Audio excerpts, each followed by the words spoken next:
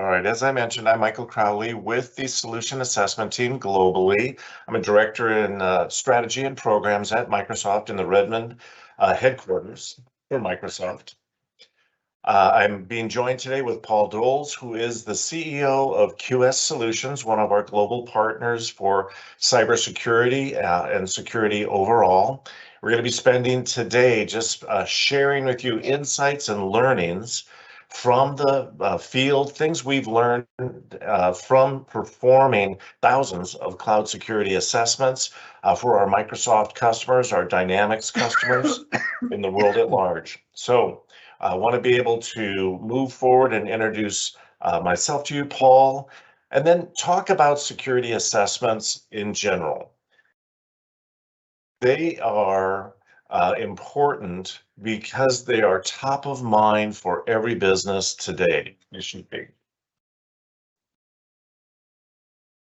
All right, so let's go ahead and move forward. Dynamics is also as one of our larger implementations for security and operational productivity is important. And for you, if you are a Dynamics customer from Microsoft, you want to make sure that you have the latest and greatest security protection. Your vital processes are wrapped up in your Dynamics installation, the deployment, how to be able to run your business. So security is very important because it affects your ability to perform your business. And there are options that we provide within Microsoft to our customers so that they can move forward and make sure they're up to date in every area of their business. So at the very end today, we're going to be able to have some questions and answers that will take place. And we want to run through a few different topics with Paul and from his experience. Okay, thank you. So I'm the CEO and founder of QS Solutions. We have a solution called CSAT, and that's being used in Michael Crowley's program for the cloud security assessments. We've performed over, I think, 5,000 assessments in the last 2 to 3 years, and a great ROI in all those segments. And customers are really happy they get a good insight on how to improve their cybersecurity and maturity scoring. We're a global ISV. We're located in the Netherlands, Germany, and we have a big support and development hub in Vietnam. We also sell our solution CSAT through a partner channel. We have over 500 partners worldwide, from SIs to indirects, and also below there you can see a selection of our global partners. So next slide, please. So what we've seen, and we also work with the university here in Holland to investigate the concerning state of cybersecurity investment decision making, where most businesses still see it as cost and not as risk aversion. What we see is that attack success get overestimated, but the consequences get underestimated. So once you get a ransomware attack, the consequences are really severe. And what we also see is that the decision making is not based on insights in the full cybersecurity posture and position, and based on the data of the organization. And most of the time it's reactive, the whole security approach. And surprisingly, in that whole outcome, what we saw is that 60% of the SMBs that get hacked are out of business within 6 months, which is, of course, we never knew that it was that severe. And in larger companies, it's the consequences are very dear in investment and costs. So this is actually a reminder for CEOs. What we see is that most CEOs do not really look at their cybersecurity posture and leave it to the IT and security managers. And what we can do is here, actually, these should be the key KPIs that a CEO should look at every month. Yeah, how do we compare to others in our sector? How are we exposed? Are we doing anything about it? So you need to do regular assessments, half year or yearly at least. And did we have any cyber incident this month that can have a financial impact? And of course, the patching cadence, is all the software up to date or not? Next slide, please. So how often should these KPIs be reviewed? For the CEO, at least quarterly, but I would recommend monthly. And the board of directors and investors twice a year. They really need a summary and outline how the cybersecurity trends are in the industry and how it does compare to the others. And of course, cybersecurity is a critical element of your business nowadays. Next slide, please. So these are some, this is November, December timeframe of some failed defenses. Yeah, a large retail group in UAE, the Ministry of Malaysia, I just picked a few worldwide, a law firm in the US, a construction entity in Qatar, oil and gas entity in UAE, and a bank in India. So you see it's worldwide, and there's no escaping actually if you don't have your cybersecurity posture up to date. Next slide, please. So this is actually the comprehensive report and management presentation that comes out of a CSAT report. What you can see on the left is what we actually do is scan all the data, do an auto analysis, and then we have a syscontrols framework, the 20 syscontrols with all the implementation groups, and plot all the things that we see against that control framework. And from there you get a full action list on things to do and how to improve your cybersecurity scoring. And also we have then a plan how to mitigate all the risks and vulnerabilities that we see. Next slide, please. And what you can see on the left are all the data sources. So what we see is all the cloud sources, that's Microsoft, AWS, Google, everything on M365, all the data, and then on-prem, all the endpoints, email DNS, Active Directory, and a few other sources that we see. Below you can see those cyber maturity scorings per control, and on the top you can see then if we would mitigate all the risks with the Microsoft Cloud and security solutions, you get an overview of the investment there, and you can see then with the action plan, including implementation, what the cost would be to mitigate all those risks. For Dynamics, we have a special, and there you can see on the right also all the Dynamics customers we take into account. If they have, out of security reasons, things to migrate, you can see the cost on the top on an EA solution or a SaaS solution. The trick is, what we try to say is, if you have the one Microsoft approach and you move to the cloud, you can free up money to invest into your Dynamics environment. Next slide, please.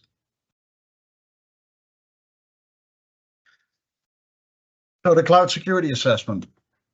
So what does it contain? Yeah, the CSAT collects and analyzes data in a short period of time. It's actually done within 2-3 days, everything. We have the company scoring based on the syscontrols, which we connected to the Zero Trust architecture, migration plans, urgent action item and quick wins, and of course all the software vulnerabilities that you see, and the Microsoft and Azure Secure Score. And what you can see is what the outcome drives: M365, Azure Security, AVD, Windows 365 PC, and of course Dynamics as well. Next slide, please. So what do we do special for the Dynamics customers? So what we look at is especially those of the Dynamics customers who have older versions or are still on-prem. We take an inventory of all those versions, so next to all the other things. So this is actually a deepening of the CSAT assessment. We look at a combination of those versions with other software, add-ons built by ISVs, and also maybe portals or access of customers to those Dynamics environments. So, and then you get special recommendations to mitigate the risks in the Dynamics environment, migration path of all versions, and what we can say, what I just said, is savings and other solutions on cybersecurity to fund the Dynamics migration. Next slide, please. It's over to you, Michael. Thanks, Paul, for that overview. I think it is a really important point that these are global hacks that happen around the world. They're oftentimes very well-known published flaws that have been out in the market or in publisher activity for quite a while, but have been patched years ago. But because they have not been updated and people haven't kept up on all those patches, it's one of the easiest opportunities for hackers to be able to get into an institution. So really quickly, I wanted to talk about solution assessments and be able to let you know what we have in terms of how we operate globally. We do provide our assessments everywhere in the world. And we want to make sure that you take advantage of these, whether that's for your modern desktop or whether it's for your Azure migration to the cloud. But cloud security covers all of these. And so we've made it a institutional activity for us with our partners around the world to be able to deliver a consistent message, a consistent work product to you in a very methodical way. And so our steps around the world, whether it's Vietnam or Canada, no matter where you're at, we can provide the same results, same analysis, and same in-depth presentation as Paul walked through some of those slides on the output. So we always go through planning, making sure that we are in agreement with you to really identify what you want to be able to work on. We'll go through data collection and explore everything that's been deployed in your network, whether those are known or unknown to you. We'll be able to find those rogue servers that were under the desk of some contractor who was working there 3 years ago and has long since left the business. Pull all that information together and provide data analysis to you back in a way that is easily understandable, presentable. You can share that with your board. You can share that with your other vested parties within your company to make sure that they're aware of all the risk and potential threats that have been exposed within your business. And then pull that together into an action plan, a migration plan for you to understand what's most urgent. What do we need to take care of right now? Where perhaps have you been hacked or have a serious threat of being hacked? This is the same that we will provide for every single one of our cloud solution assessments for you. So Zuri, we can move forward. And last thing just to talk about with that, this does take place within about 3-4 weeks, depending on the size of your company, your deployment that you have in your network and as many users as you have. Very fast, very easy, not a large amount of time required for you, just some collaboration up front, understanding your business needs, and then working to be able to deliver that as a package back to you. I want to make sure that you all have a view to the solution assessment page out on Microsoft.com, where you can peruse the process, understand the activities and the range of solution assessments we provide. You can click on that link and be able to nominate yourself for a solution assessment, a cloud security assessment, or a business applications assessment, really getting an understanding of what would it take for you to be able to migrate if you happen to be on-prem to a very safe and secure Dynamics 365. And then, yes, we appreciate these chances to meet with you. The Dynamics 365 migration community puts out a lot of resources and creates a lot of opportunity for you to be able to take advantage of programs, discounts, promotions. A lot of information is out there to be able to help you. So do take some time and go out to the AKA MSD 365 for our migration community too. So I think at this point, we want to be able to open up for questions. If you're out there and concerns about cloud security or security in general, Paul and I are able to answer those and address both from experience or insights that we can help cover any questions you might have.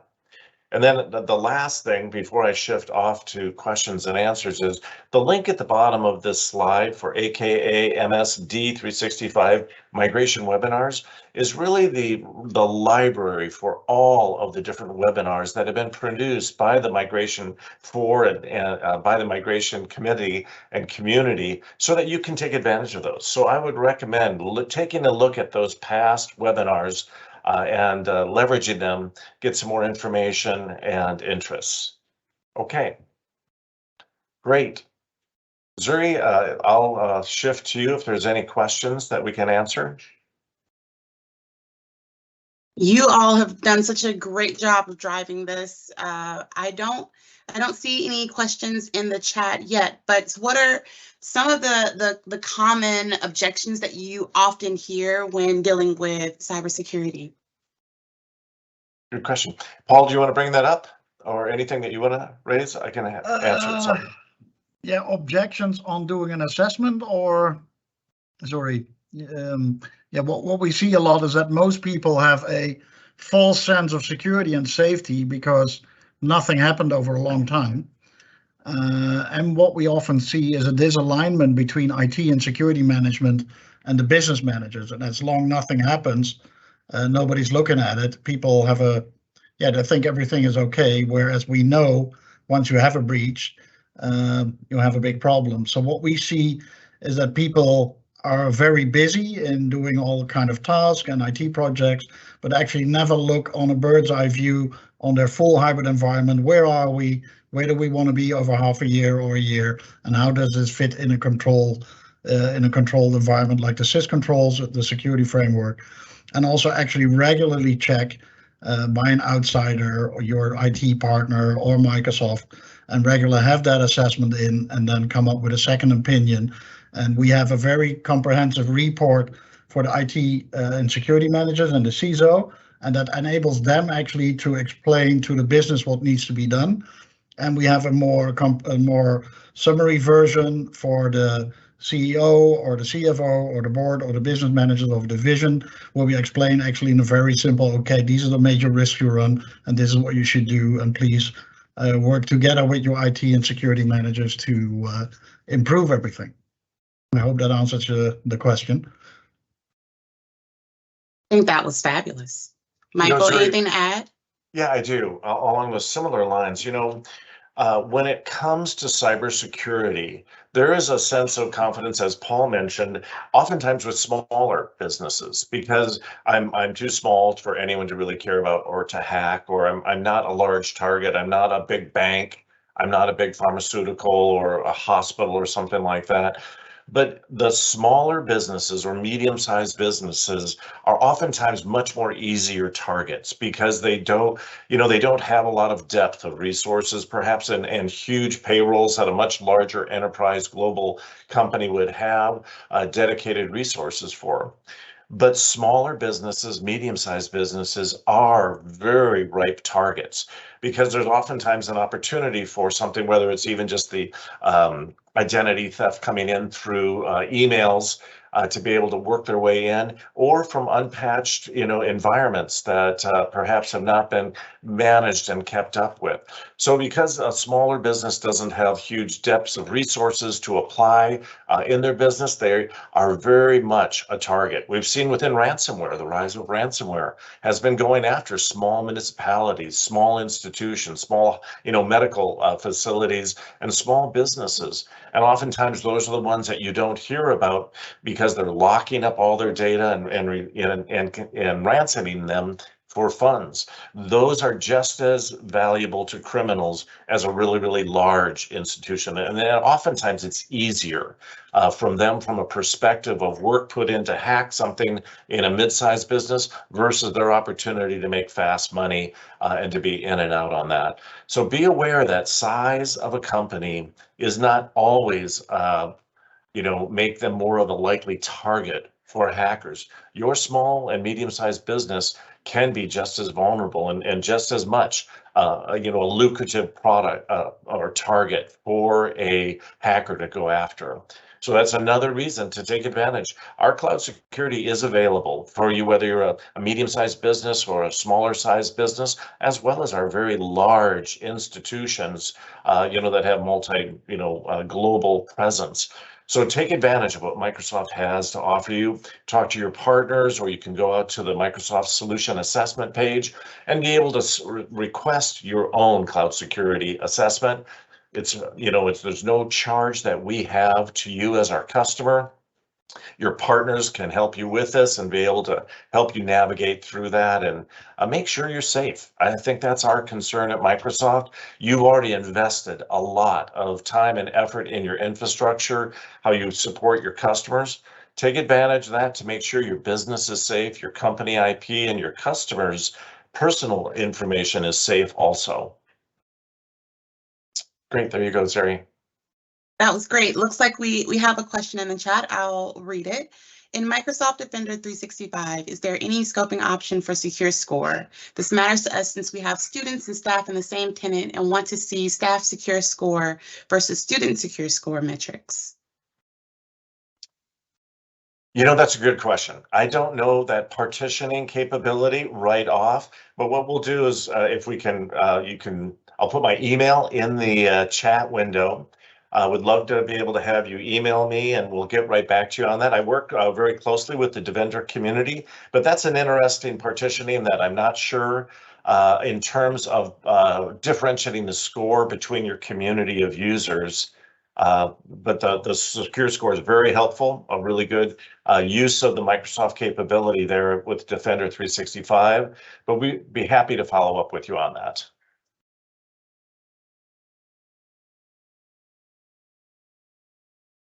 Thank you, Michael.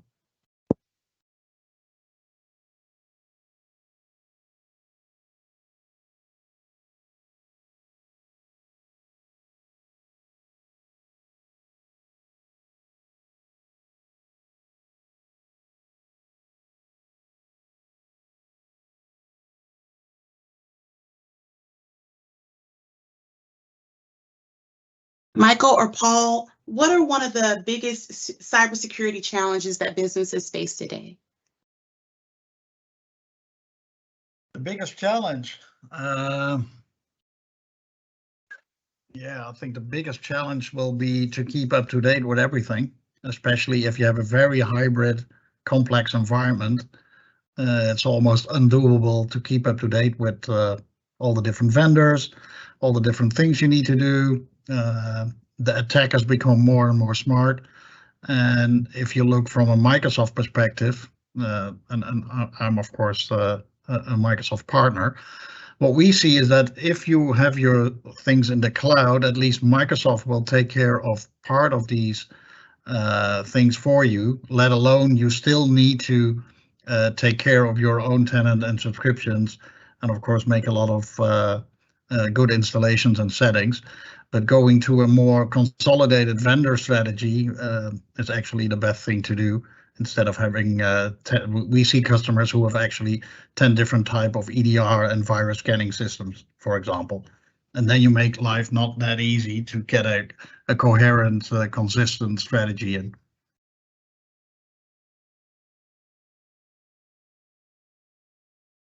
Does that answer your question, Zuri? Yeah, that was great. Thank you. Michael, anything to add to that? I think since we're talking to Dynamics customers, I think one of the things that I would like to bring up is just that there is always a hesitation. I think sometimes when, and whether this is, whether you have an office product on-prem, or you have some of your personal applications on-prem, or your data center, your servers in the back room on-prem too, there's always that hesitation to be able to move to the cloud. And what's that cost and time effort? I think one of the best things about a cloud security is it's a very solid business reason that you should consider in terms of moving to the cloud, and also the opportunity to really see your risk and benefit potential there. Having a weakness in your cloud security for those things that might be on-prem, multiple different deployments you have in your institution, all of those are very valid risks to your business operation and to your overall profitability. So be aware of that. And then, the cost of migrating, or the time and effort, is oftentimes far less than what it's assumed to be, as well as the programs that are there within the Dynamics program, certainly to be able to help you migrate easily and conveniently, and both for your productivity opportunity to be able to have new feature functionalities, reduce costs, and higher operational efficiency in your process, as well as security. So those do go hand in hand. From a Microsoft perspective, working with all of the different BGs, we design security into everything we do. And so across all of the different Microsoft applications that you're using in your business, we've looked to design security forefront into those so that it's a part of everything that we do, and create more harmony and support between the products. But check out what it's going to cost you time-wise and effort-wise with your partner, or with an assessment, to really understand your capability and potential to migrate to the cloud, to upgrade. There's a lot of opportunity there, and it's oftentimes far less than sometimes what people believe it to be.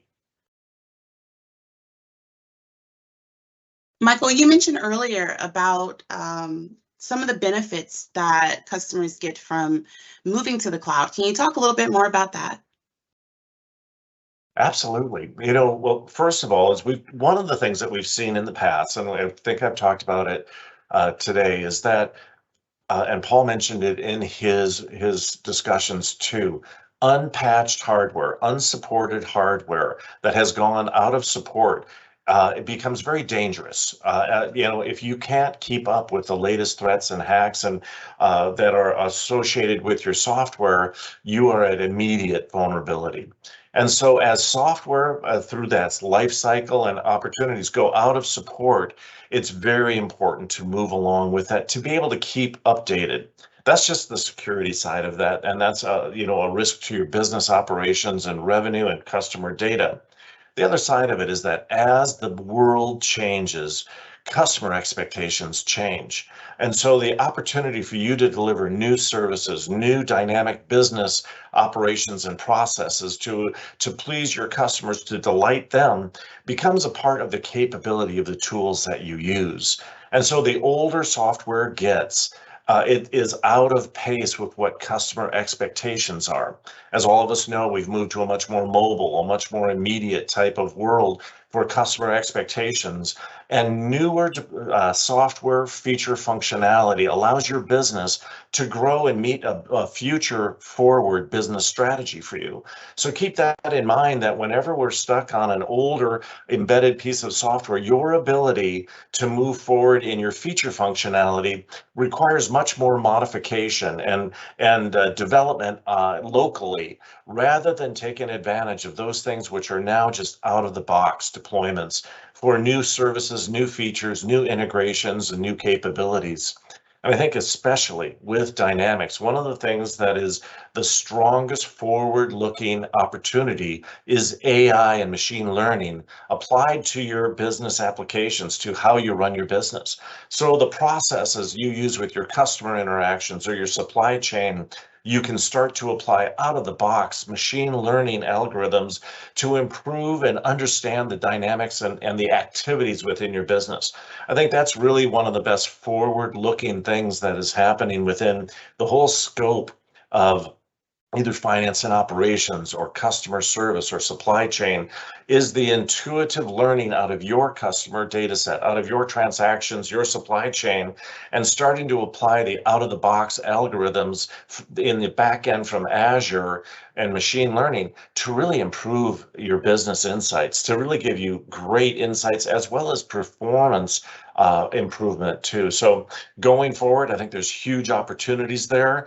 But if you're locked in on something that doesn't have that linkage capability or functionality, then you're really not allowing your business to grow and be able to be everything you can be for your customers. Oh, that was wonderful. Paul, anything to add to that? No, I'm not really a Dynamics expert, so I have no comments on that one. All right, I did have a question. We've touched a little bit on it, of the future state and how the landscape is just changing. What are some of the challenges that you all see in the cybersecurity space? Some of the future challenges. Future challenges.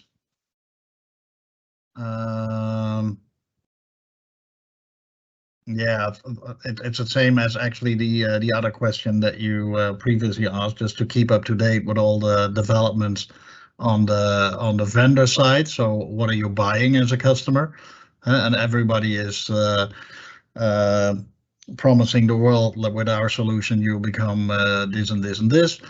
And then on the other side, as the vendors are using AI, the intelligence hacking communities are using AI as well. And for larger corporations and governments, it's of course the state actors. And if a state actor is after you, they will always be able to hack something. And it depends on how segmented you are, how your cybersecurity is, how you can prevent it. And for the smaller ones, yeah, it's the biggest problem right now for normal companies and normal MSPs and SI partners is resources.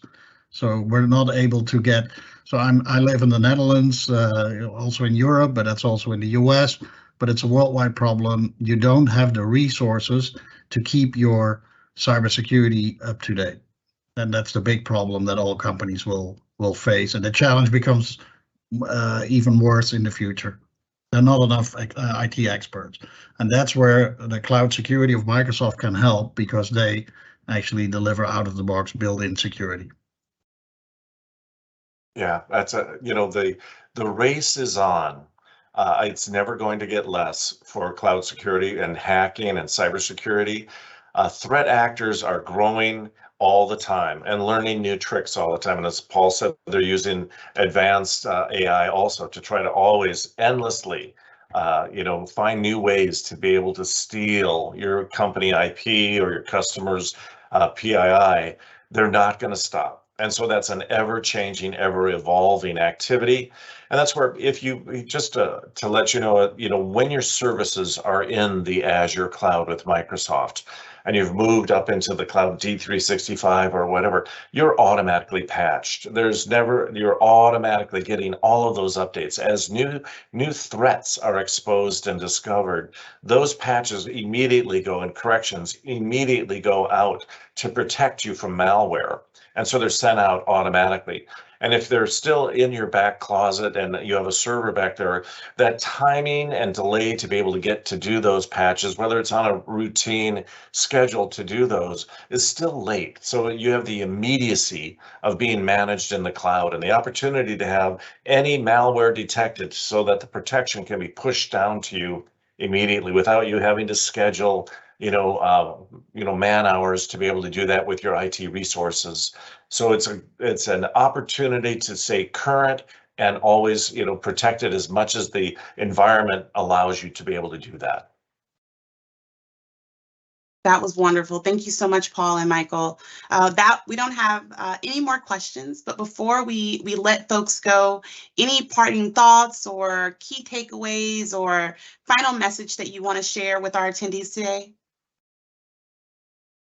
Please check. Yeah, go ahead, Paul. I wanted to say up to you, Michael. So please check with your partners. Please take advantage of all the resources that Microsoft provides to you.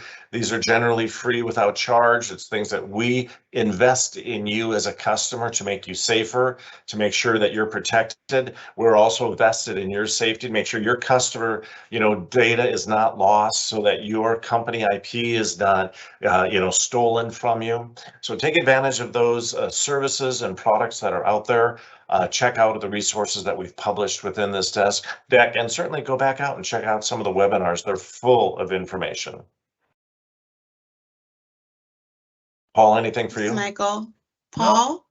Nothing really to add from my side. Yeah, what we see is actually that the CSAT security assessment sponsored by Microsoft, so it's free of charge for the customer, is actually a great way to start to see where you are and what your future roadmap should be, and what the possibilities of the Microsoft Cloud actually brings to you. And one thing is what we see with a lot of Dynamics customers is they don't want to migrate to the cloud because they see a big implementation coming up. But what you will see as outcome of the assessment as well, that the cost savings on all the other parts and vendor consolidation, you actually save a lot of money and can invest that in your new ERP environment and actually be kind of break even within 2 years. It's great. Okay. Thank you, Zuri, for this time. We appreciate it. Thank you, everyone, for attending. Thank you so much to our wonderful presenters, Michael and Paul. You did a great job. Thank you so much. Please see the resources that we've been sharing and look out for the recording later this week. And I hope that everyone has a wonderful rest of their day.